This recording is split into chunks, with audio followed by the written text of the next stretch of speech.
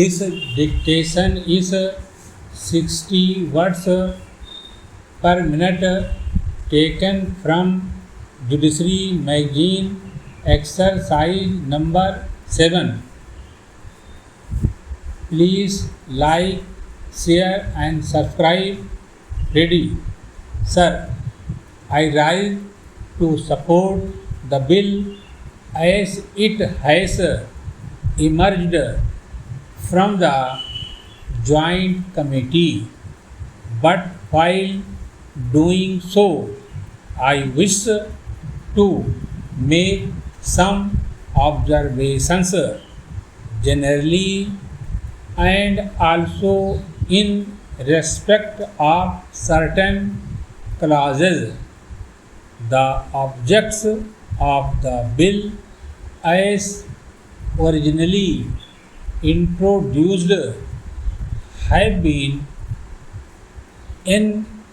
enumerated like this, that a litigant should get a fair trial in accordance with the accepted principles of natural justice. Every effort should be made to expedite the disposal of civil suits and proceedings so that justice may not be delayed. The procedure should not be complicated and should, to the utmost extent possible, ensure fair deal to the poorer sections of the community who do not have the means to engage a pleader to defend their cases.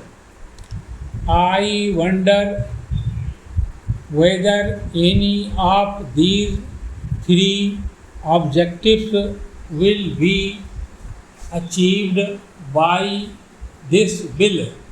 Para. Let us not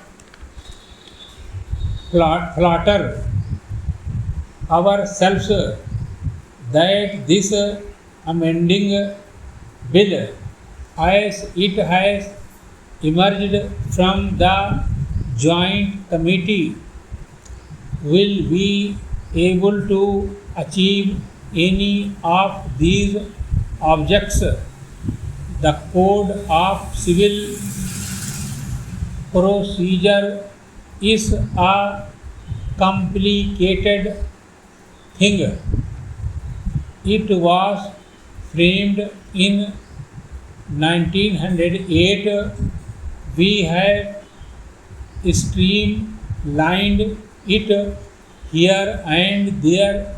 We have removed some hardship here and there and codified some of the legal decisions, and we have removed certain conflicts in decisions, but that does not mean that the litigant is able to get speedy justice or justice at less expense.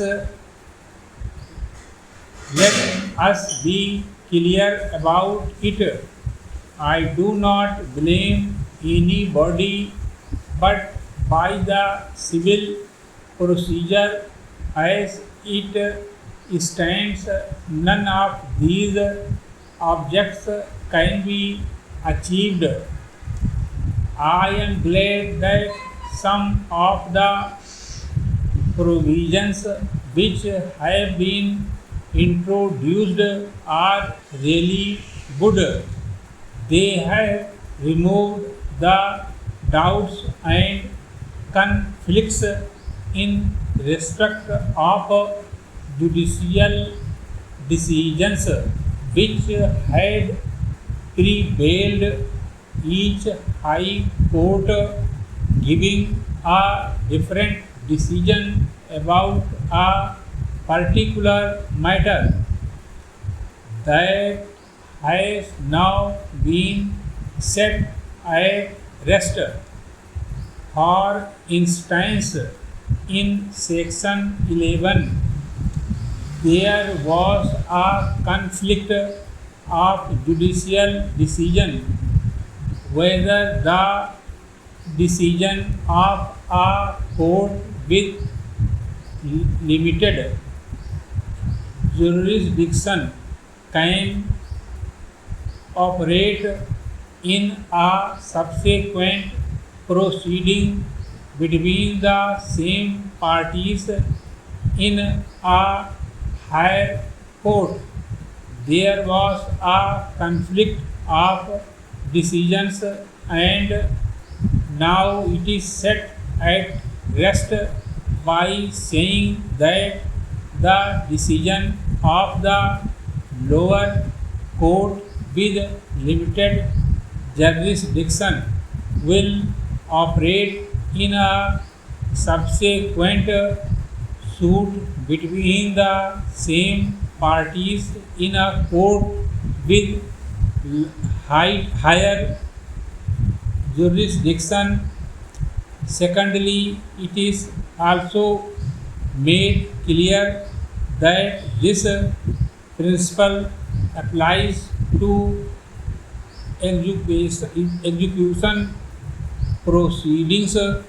I would like to say that it is a good improvement. Stop.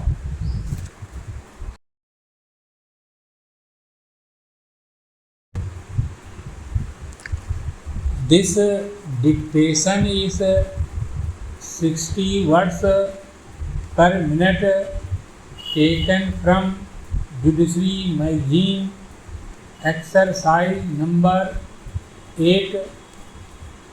Please like, share and subscribe. Ready. Section 60 of the original Act has been amended, which has given greater concessions to the judgment debtor from arrest and from attachment of his salary. That will relieve some hardship. The Law Commission in its 2 reports have recommended the deletion of this section.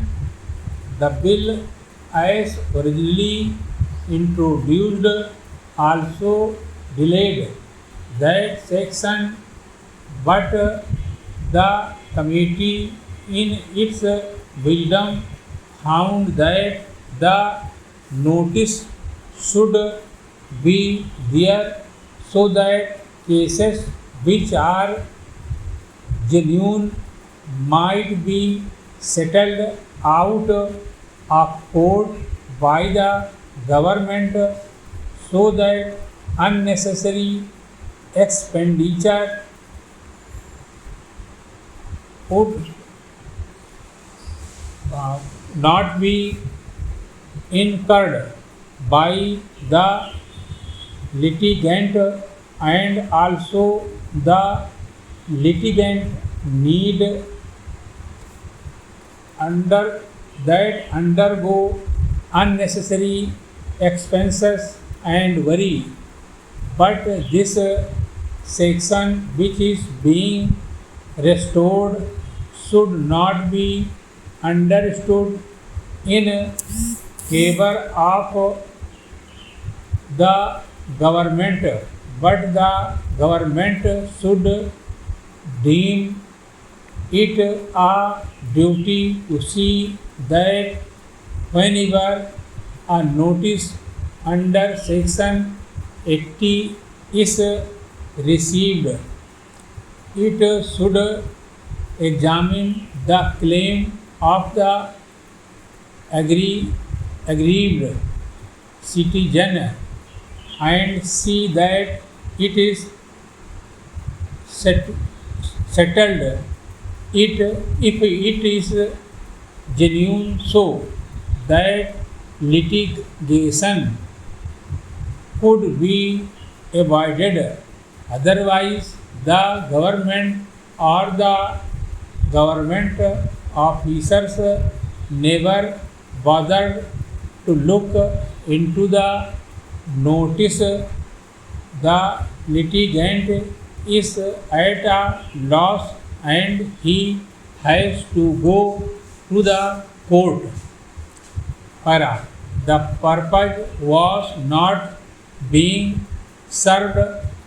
Now I hope with this amendment the litigant will not be driven to the court to file a suit in cases of course where the government feel that the claim is genuine. It could be settled and avoid the litigant from going to the court about Section 100, which speaks of second appeals. They have introduced the words substantial question of law. The wording earlier was on a question of law. A second appeal lie.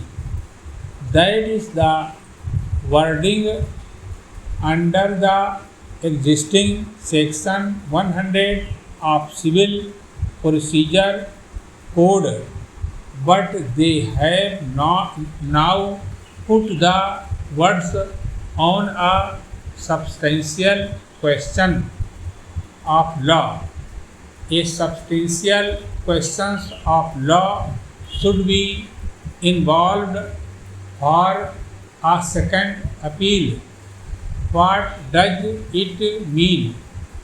Suppose the decision of a suit depends on a question of limitation where the plaintiff files a suit and the defendant contests the suit as barred by time.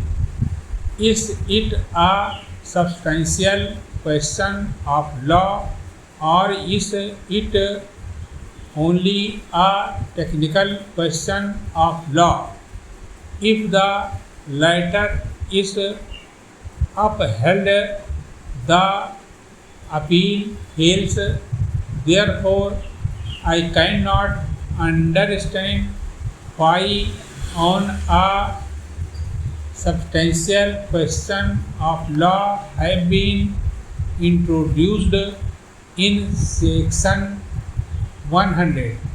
I think really it is taken out of the Constitution where it is stated that substantial question of law involving the interpretation of the Constitution. I believe that any question of law which has the effect of deciding the result of the case should be considered as a substantial question of law. Stop.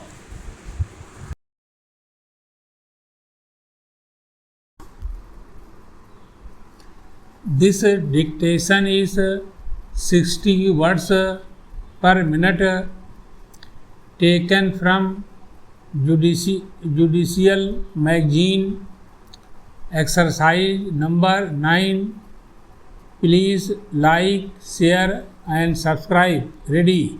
Sir, section 115 of the Code of Civil Procedure has been amended so as to take away the power of revision of the High Courts against questioning orders. This revision was causing a lot of inconvenience to the litigant against questioning orders filed in courts which are pending for years and the suits are being stayed. This has been taken out. Of course, the power of revision of the High Courts is there where no appeal lies. I fully endorse this amended clause. About judgment, a new clause has been introduced. The judgments should be delivered within a fortnight of the closing of the hearing of the case. If that is not possible with notice to the parties, it should be done within 30 days. This is very salutary. If the courts find that it is not possible to deliver the judgment within 30 days for reasons to be recorded in writing, it can postpone the delivery of the judgment to a subsequent date, giving notice to the parties. Therefore, the purpose of the amendment would not be served ordinarily in cases where the judge has to give notice to parties of judgment at a later date, and I do not think the litigant will be benefited. I am glad that another new order has been added which gives the party, the litigant, the costs incurred by him prior to the filing of the suit. It is a good thing.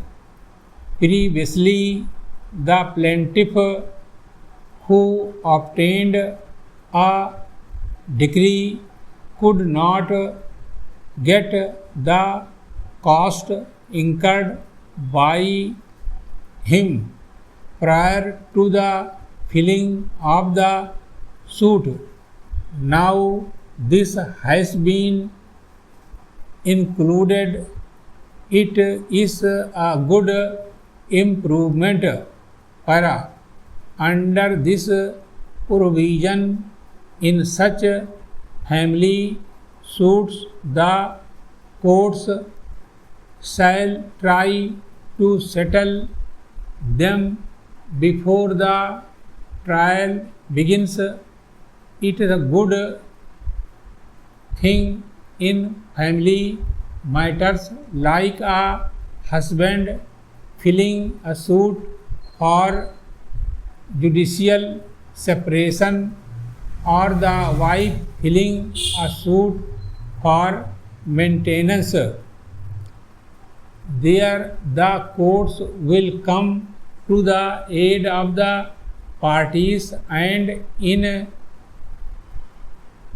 camera they could try to settle and see that they could come together.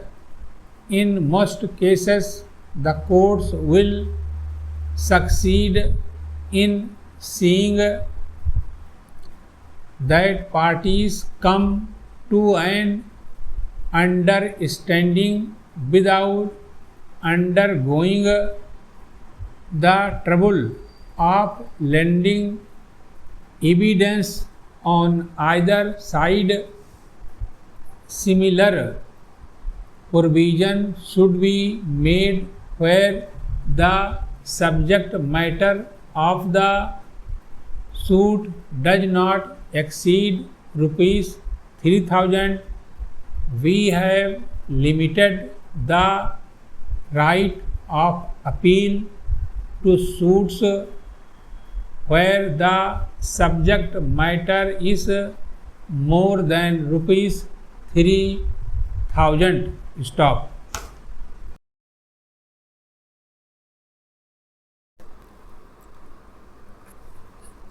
This dictation is 60 words per minute, taken from Judicial Magazine, Exercise 10.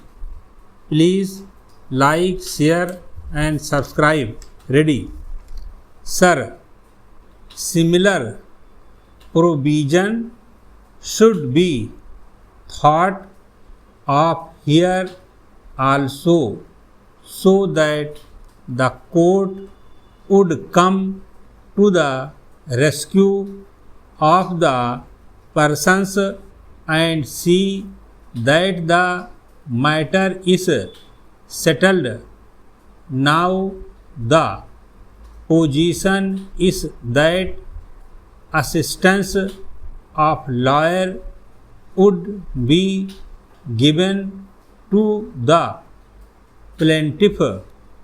The High Court is authorized to frame rules as it deems fit, but God alone knows when the High Court will frame such rules.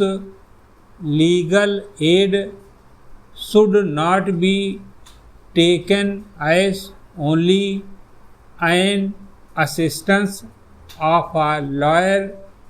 Now you are giving assistance of only lawyer to plaintiff who is needy. But what about defendant who is also equally poor? I am not talking about poor defendant. He is equally needy and he should be entitled to legal assistance. This, of course, comes within the purview of legal aid. There is also another proposal in the amending bill that case which has been brought should be disposed of within 60 days. Under the election law, election petitions are required to be disposed of within 6 months, but they are never disposed of within 6 months. They take years, so it is only a pious wish. Much time is taken up in serving notice of the appeal on the respondents.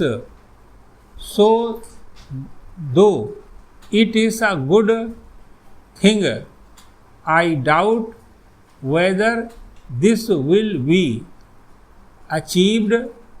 Sir, none of the objects for which the amending bill has been brought forward can be achieved by this amending bill, but the bill is helpful in one respect.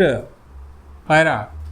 It has streamlined the procedure. It has removed doubts. It has removed conflict of judicial decisions by codifying the law. This dictation is 60 words per minute, taken from Judicial Exercise, page number 12. Please like, share and subscribe. Ready. 1,75,000 cases are pending in the Supreme Court alone as on December ending this year. 14,39,000 cases are pending in the various high courts, and if you complete the present sanctioned strength of judges in the Supreme Court and the High Courts, and if they refuse to entertain any future petitions, they will take 15 years to dispose of all these original pending cases. That is, you stop the in gate and open the out gate. Do not receive any further petitions for 15 years to come. The judiciary can say that for 15 years no new petition will be accepted or entertained. Even if they do that, it will take 15 years for them to clear all the cases pending now. In Allahabad High Court alone, there are 5 lakh cases pending.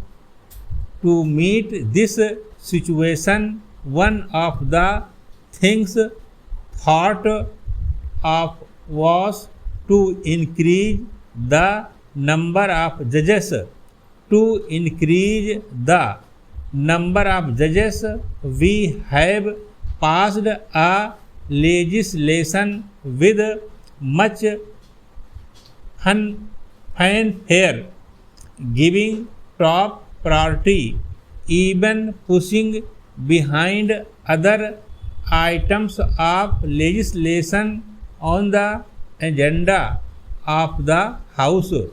The Business Advisory Committee was asked to give priority to this legislation, which proposed increasing the number of judges of the Supreme Court from 18 to 26.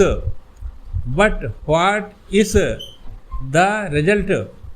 Till recently, the number of judges in the Supreme Court, after increasing its strength to 26, was not even the original component. It was just 15. Having said that strength of 18 would not be sufficient, you sought priority for this legislation and increased the strength from 18 to 26 para. But for 11 years after that, even the original quota was not there. Here a word about the appointment of judges, etc. The Honorable Minister said in Rajya Sabha about 3 months back that very soon 4 judges for the Supreme Court would be appointed. I was present there when he said it, and so he would not contradict it. Sir, there is a convention, and I will tell you that it is in Andhra Pradesh. There is the High Court. Andhra Pradesh is a fairly big state with 42 members in the Lok Sabha and 18 members in the Rajya Sabha. Altogether 60 members of parliament, and it is one of the big states. When there was one judge from the Andhra Pradesh High Court sitting in the Supreme Court, they used to say, let him retire and then we will appoint another judge. There is only one exception in the case of one person in these last 40